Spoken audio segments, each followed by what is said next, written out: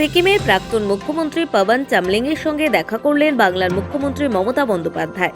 মঙ্গলবার নবান্নে মুখ্যমন্ত্রীর সঙ্গে দেখা করেন পবন চামলিং। বৈঠকের ছবি সোশ্যাল মিডিয়ায় পোস্ট করেন মুখ্যমন্ত্রী।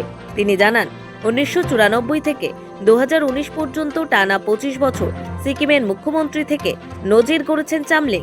তাদের সাক্ষাৎ ছিল রাজনৈতিক ও সৌজন্যমূলক।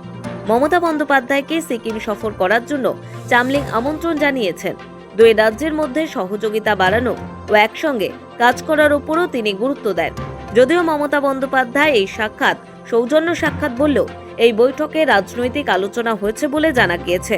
দেশের সবচেয়ে বেশি দিন মুখ্যমন্ত্রী থাকার কৃতিত্ব এখনো পবন চামলিংয়ের দখলে। পবন মুখ্যমন্ত্রীর পদে ছিলেন 24 বছর 165 দিন।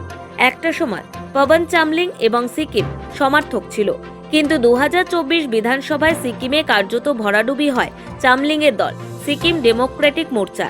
এই মুহূর্তে তাঁর দল কার্যত নিশ্চিহ্ন।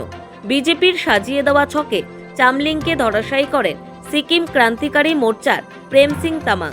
সেদিক থেকে দেখতে গেলে মমতা এবং চামলিংয়ের রাজনৈতিক শত্রু একই, বিজেপি।